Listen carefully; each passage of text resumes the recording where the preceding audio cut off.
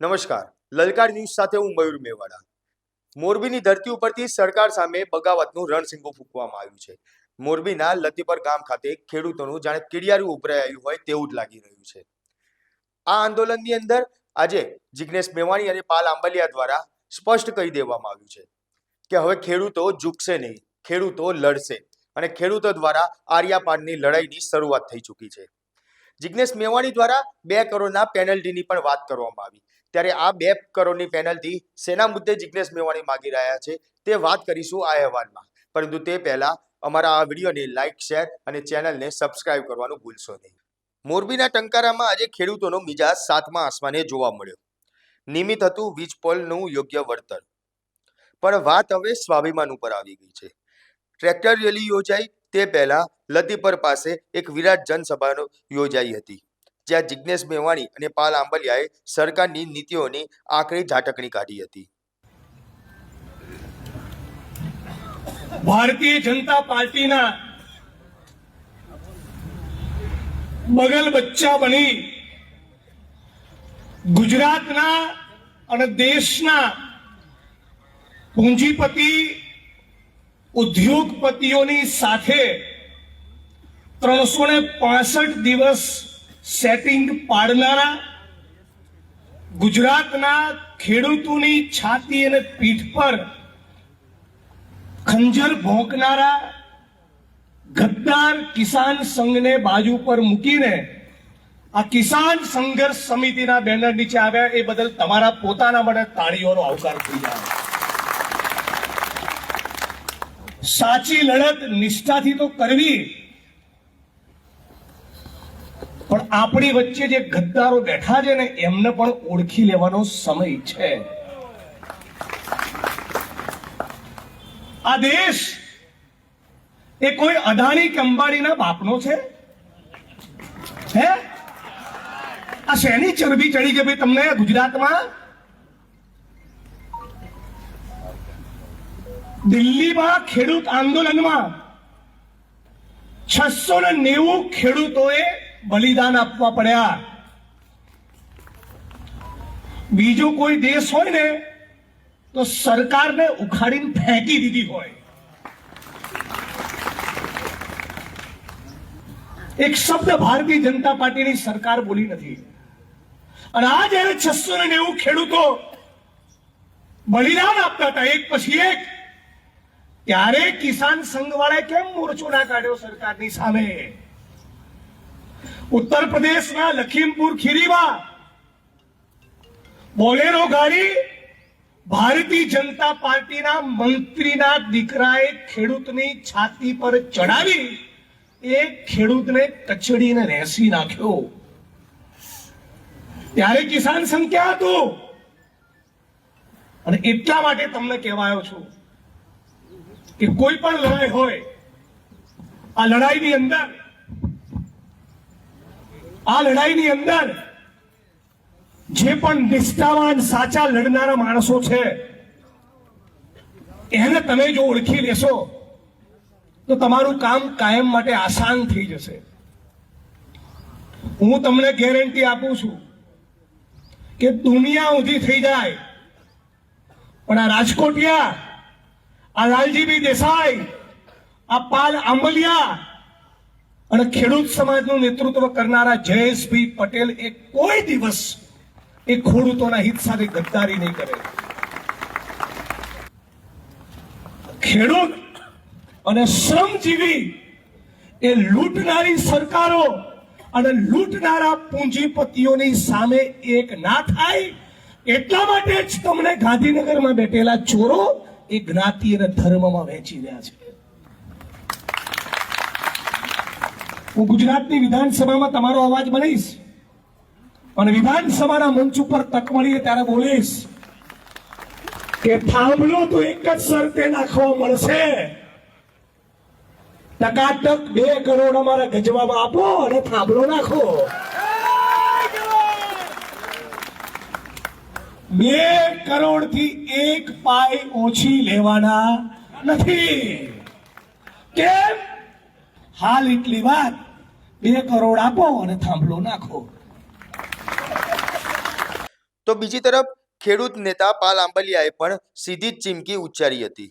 લતી પરથી શરૂ થયેલી આ લડાઈ હવે ગાંધીનગરમાં ઉંબરે પહોંચશે તેવી રણનીતિ ઘડવામાં આવી છે. 400થી વધુ ટ્રેક્ટરો સાથે નીકળેલી આ રેલી માત્ર ટ્રેલર જ છે. અસલી પિક્ચર હજુ બાકી છે. અમે છેલ્લા 2 મહિનાથી આ વીજ લાઈનોના પ્રશ્નોને લઈ અને સતત મોરબી, જામનગર, કચ્છ, સુરેન્દ્રનગર એમાં અમારી આખી ટીમ બનાસકાંઠા, વાવથરા જિલ્લામાં કામ કરે છે અને એના ભાગરૂપે માર્કેટ ભાવનું 4 ગણું વળતર આપવામાં આવે અને CERCના નોર્મ્સ મુજબ લાયસન્સની પ્રક્રિયા લઈ અને આ કંપનીઓ અમને નોટિસો આપવા આવે. આ લડાઈ સાથે અમે લડીએ છીએ અને એના ભાગરૂપે આજે કિસાન સંઘર્ષ સમિતિના માધ્યમથી જ્યારે કલેક્ટરે જ 327 ખેડૂતોને બોલાવ્યા છે સુનાવણી માટે, ત્યારે ખેડૂત પોતાનું ટ્રેક્ટર લઈને તો જઈ શકે, પોતાનું વાહન છે, સાધન છે અને કલેક્ટરે બોલાવ્યા છે, તમે જવા. અત્યારે હજી જે મિત્રો આવવાના છે, ક્યાંક રસ્તામાં રોકાયેલા છે, એ બધા આવે પછી નાની મોટી એક વાત કરી સભાના સ્વરૂપે અને એ કર્યા પછી અમે અહીંથી પ્રસ્થાન કરવાના છીએ. જો અમે પહેલાં કિસાન સંઘર્ષ સમિતિના નેજા હેઠળ મંજૂરીની માંગણી કરી છે, પહેલાં મંજૂરી આપી દીધી છે અને હું તો સરકારને કહેવા માગું છું કે ભારતીય કિસાન સંઘ વગર મંજૂરીએ 7 કલાક નેશનલ હાઈવે બ્લોક કરી દે અને સરકાર ત્યાં એક પણ એક્શન નથી લેતી, એક પણ પોલીસ ફરિયાદ નથી કરતી, કાયદો અને વ્યવસ્થા તૂટી આવી કોઈ ફરિયાદ નહીં. 7 કલાક નેશનલ હાઈવે જે ભુજથી મુંબઈ અને ભુજથી દિલ્હી, અમદાવાદને જોડતો હાઈવે છે, 7 કલાક બ્લોક કરે છે અને એની સામે અહીંયા કલેક્ટરે બોલાવ્યા 327 ખેડૂતોને આ જ મુદ્દાને લઈ અને સુનાવણી હતી. તો 327 ખેડૂતો તો પોતાનું ટ્રેક્ટર લઈને જઈ શકે કે ના જઈ શકે કલેક્ટર આગળ? ભાઈ અમે ખેડૂત છીએ, અમારું વાહન ટ્રેક્ટર છે, તો અમને ટ્રેક્ટર લઈને જતા કોણ રોકી શકે? પણ તેમ છતાંય અમે મંજૂરીની પ્રક્રિયા કરી, મંજૂરી આપીએ દીધી, પાછી ગઈકાલે મંજૂરી રદ કરી. કલેક્ટરે એવા બધા કામઢા થઈ ગયા આ જોજો આ સરકારમાં કે સરકારને ડર લાગ્યો કે ખેડૂતો ઉમટી પડ્યા છે એટલે રાત્રે 11 વાગે કલેક્ટર ઓફિસ પાછી ખુલે છે, 8, 9, 10, 11 વાગે કામે લાગે છે અને આ જે ખેડૂતોને બોલાવ્યા હતા એ ખેડૂતોને પાછા ફોન કરે છે કે તમારે નથી આવવાનું હવે, કારણ કે કાલે કલેક્ટર સાહેબને અચાનક મીટિંગ આવી ગઈ છે. આ ડર અમને ગમ્યો છે. ગુજરાત કિસાન સંઘર્ષ સમિતિનો આ ડર, ખેડૂતોનો આ ડર સરકારને લાગ્યો ને આ ડર અમને ગમ્યો છે. સરકારને ખેડૂતોનો ડર હોવો જોઈએ અને પહેલી વખત સરકારને ડર લાગ્યો છે. કચ્છમાં ગયા 24 તારીખે ત્યારે કચ્છ કલેક્ટર રજા મૂકીને ભાગી ગયો. આજે અમે કલેક્ટર આગળ જવાના છીએ તો અચાનક મીટિંગ આવી ગઈ અને રાતોરાત અગાઉ કેટલી વખત સુનાવણીની તારીખો બદલી છે. ખેડૂતોને વકીલો બિચારા કલેક્ટરે રાહ જોઈને બેઠા હોય ને પછી ખબર પડે કે સાહેબની તો VC આવી ગઈ છે તો આજે મીટિંગ કેન્સલ થઈ. અને અહીંયા ગઈકાલે રાત્રે 8 વાગે કલેક્ટર ઓફિસ ફરીથી ખુલી. ખેડૂતોને ફોન કર્યા, ખેડૂતોને વોટ્સઅપ મોકલા કે તમારી આવતીકાલની અમે છે એ રદ કરીએ છીએ 11:15 તમે સમજો. એટલે જે આ ડર ખેડૂતોનો છે ને, આ કોઈ પણ પક્ષની સરકાર હોય, આ ખેડૂતોનો ડર સરકારને હોવો જોઈએ. અને હું મોરબી જિલ્લાના ખેડૂતોને, મહેશભાઈ રાજકોટિયાને આખી ટીમને અભિનંદન આપું છું કે આ ડર કિસાન સંઘર્ષ સમિતિના માધ્યમથી સરકારને આપણે પહોંચાડ્યો છે અને આ ડર હોવો જોઈએ. સરકાર ખેડૂતોને ડરાવવાનો પ્રયત્ન કરે છે ને અહીંયા ખેડૂતોએ સરકારને ડરાવી છે. મંજૂરી જો અમારી મંજૂરી રદ કરી છે, અમે કાયદો અને વ્યવસ્થાને માથે ચડાવીએ છીએ.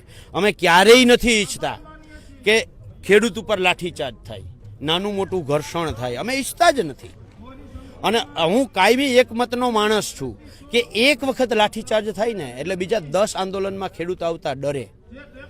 અમે અહીંથી હાલવાનો પ્રયાસ કરશું. જો ના પાડશે તો અમે જ્યાં ના પાડશે ત્યાં અમે બેસી જવાના છીએ, જવા દેશે તો અમે જવાના છીએ. મોરબી શહેરની અંદર એન્ટર થતાં અમને ખબર પડે છે કે ટ્રાફિક, માની લો કે એટલા ટ્રેક્ટરો લઈ અને જઈએ સિટીમાં તો ક્યાંક ને ક્યાંક ટ્રાફિક અને સમસ્યા વધે. અમે મોરબી શહેરના લોકોને હેરાન કરવાય નથી માંગતા. ત્યાં પોલીસ એમ કહે કે 15 ટ્રેક્ટર લઈને અંદર આવવા દો તો અમે 15 લઈને જશું, એમ કે 50 લઈને આવવા દો, જેટલાની મંજૂરી ત્યાંથી અંદર આવશે એટલા લઈને અમારે કોઈ એવું ઘર્ષણ નથી કરવું. અને હાઈવે ઉપર ભારતીય કિસાન સંઘ છે એ નેશનલ હાઈવે બ્લોક કરે તો અમને ટ્રેક્ટરોને, ખેડૂતોને આમ સાઈડમાં ટ્રેક્ટર લઈને તો જવા દે કે નહીં જવા દઈએ? જો ભારતીય કિસાન સંઘને 7 કલાક નેશનલ હાઈવે બ્લોક કરવાની મંજૂરી મળતી હોય, વગર મંજૂરીએ મંજૂરી મળતી હોય, તો અમે આ દેશના ખેડૂતો છીએ. માત્ર ફરક એટલો છે કે અમે ભાજપની ભગીની સંસ્થા ભારતીય કિસાન સંઘ નથી એટલે અમને ડરાવવાનો પ્રયત્ન થાય છે. પણ અમે કાયદો અને વ્યવસ્થા હમણાં જ આવ્યા હતા ડીવાયએસપી અને બરાબર છે, અમે કહ્યું કે અમે કાયદો અને વ્યવસ્થાને માથે ચડાવીએ છીએ, તમે ના પાડશો તો અમને ઉપવાસમાં બેસી જતા કોઈ નહીં રોકી શકે. આ જગ્યા છે અમારી ખાનગી જગ્યા છે. અત્યારે કોઈ આચારસંહિતા છે નહીં. નંબર 1, જ્યારે આચારસંહિતા ના હોય ત્યારે તો પહેલી વાત તો એ જ મંજૂરીની જ જરૂર નથી. કાયદો અને વ્યવસ્થાની જાણ કરતો પત્ર લખવાનો છે. તેમ છતાંય અમે અમે મંજૂરી માંગી લીધી છે, મંજૂરી આપી દેવામાં આવી છે. હું કલેક્ટરને કે અહીંના લોકલ પોલીસને ક્યાંય ગુનેગાર ગણતો નથી. ગાંધીનગરમાં બેઠેલા જે આ કંપનીઓના અબજો ખરવો રૂપિયા હપ્તા લઈને બેઠા છે, એ સચિવ હોય કે મંત્રી હોય, અમને શંકા છે આ કંપનીઓના હપ્તા લઈને બેઠા છે એવી શંકા છે. અને એના ઈશારે કલેક્ટરને હુકમ થયો છે, એટલે કલેક્ટરે પણ ક્યાંક ને ક્યાંક આ નાટક કરવું પડ્યું છે. તો મિત્રો, ખેડૂતો હવે રસ્તા ઉપર ઉતરી આવ્યા છે. 400 રિપીટ. તો મિત્રો, ખેડૂતો હવે રસ્તા ઉપર ઉતરી આવ્યા છે. 400 ટ્રેક્ટરોનો કાફલો હવે સરકારના કાન ખોલશે કે પછી આ આંદોલન હજી વધુ ઉગ્ર બનશે? જિગ્નેશ મેવાણીની 2 કરોડની માંગ અને સાથે જ પાલ આંબલિયાએ વિધાનસભા ઘેરવાની જે વાત કરી છે, ત્યારે હવે આ બાબતને લઈને ગુજરાતનું રાજકારણ વધુ ગરમાયું છે. ત્યારે આંદોલનને લઈને તમારું શું માનવું છે તે કોમેન્ટ બોક્સમાં જરૂરથી જણાવજો.